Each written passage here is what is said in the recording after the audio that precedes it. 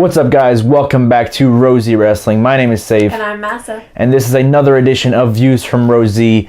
And today we're going to be reviewing Smackdown, as usual, with our 3 talking points.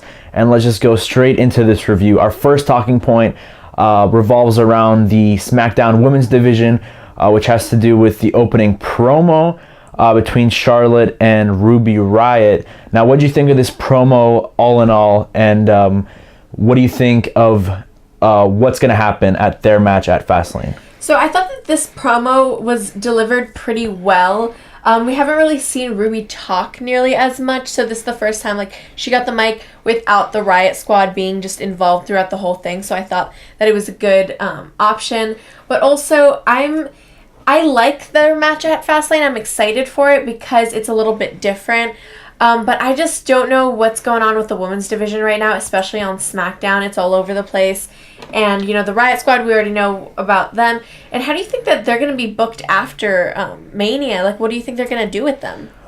If there is supposed to be not Andre the Giant, but a Battle Royal for the women at Mania, I'm guessing they'll just have something to do with that afterwards. I'm not really sure. I think this did more for the women's division in 10 minutes than anything that Road Dogg has done for the women's division in the past few months. Honestly, right. The 6-woman tag matches, the meaningless singles matches. So here we actually finally got to hear them talk, which besides, Charlotte being on commentary here and there, we don't really hear her speak that much. And like you said, Ruby Riott, she's pretty good on the mic. And I thought this didn't get me hyped for the match at Fastlane, but at least now I understand it and it makes sense. So next we're going to move on to the United States Championship scene.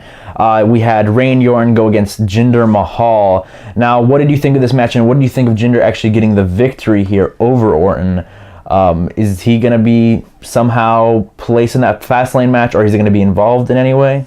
See, I think that he's going to be involved in a way because they're not just going to leave him completely off the card because he's been more featured lately. But also, I was kind of surprised. I thought that Orton would actually have the victory. But also, I'm okay with them leaving him off of Fastlane. I'm okay with it not being a triple threat match because I think they want to leave that till Mania, so that would make more sense.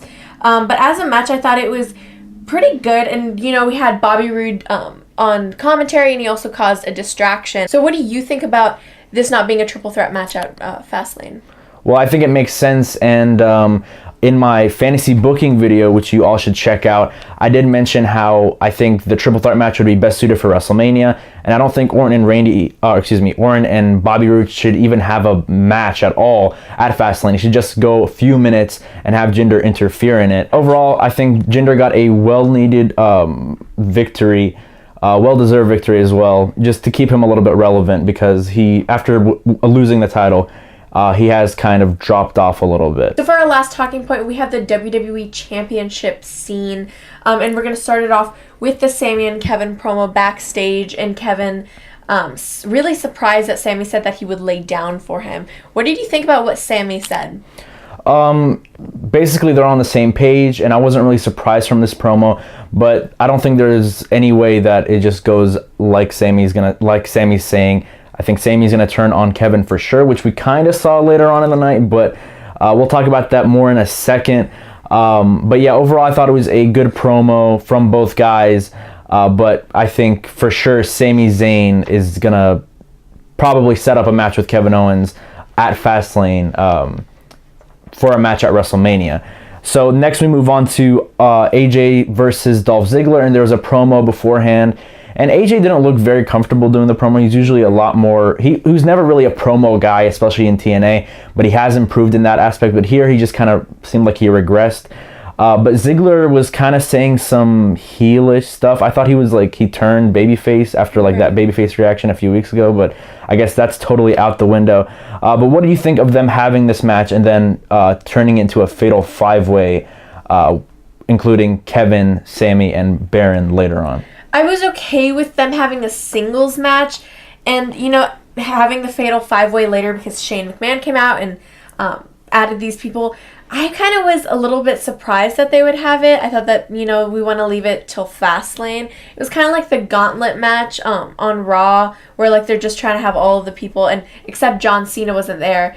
But I don't know, I was kind of confused, and why isn't John Cena, like, I know that they don't want to just give us the match right away, but they could have taken out maybe Baron, just have it not exactly the same as they would. Yeah, I honestly hated the fact that they did a Fatal 5-Way. It was a fun match overall, but it's going to be too similar to what they're going to have at the six-pack challenge. And I also don't understand why Cena wasn't on SmackDown, but he was on Raw and had a meaningless match against Goldust. Right. So it would have made more sense if he was left off Raw and was here on SmackDown.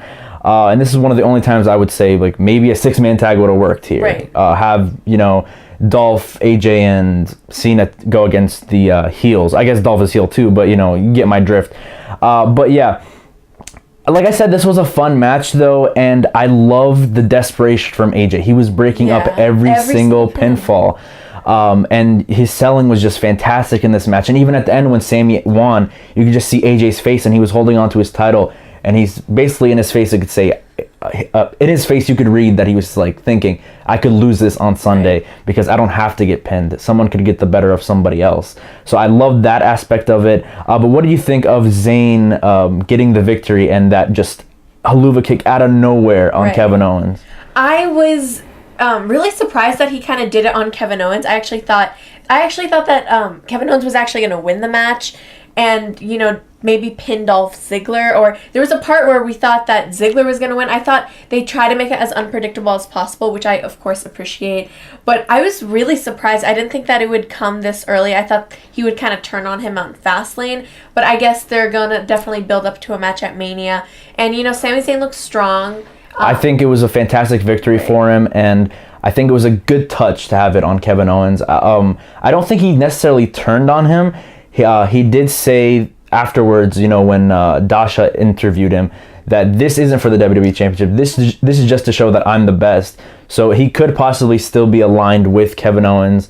But I'm interested to see what happens at Fastlane. This actually, although I don't like the idea of them having a Fatal 5-Way match when we have a six-pack challenge on Sunday, this did get me excited, and we're in for a good match because we have six, I think, very good competitors, and we have sub-storylines within this big match. So yeah, it definitely got me hyped for the match at Fastlane. But as for SmackDown itself, I actually thought it was really lackluster. In the beginning and the end, I thought it had good touches. The Fatal 5-Way was great. The opening promo was great, but in the middle, there just didn't really seem like there was much. We did get some matches built for Fastlane, which stay tuned for our preview because we will talk about that.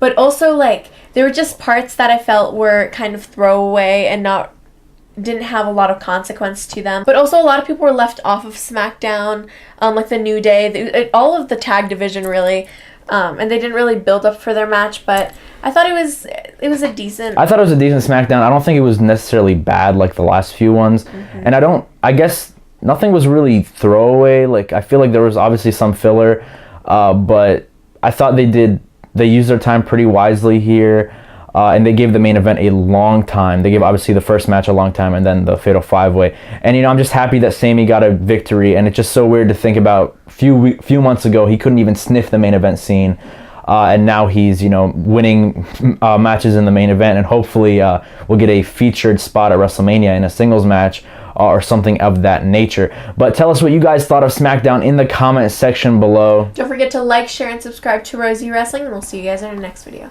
Bye.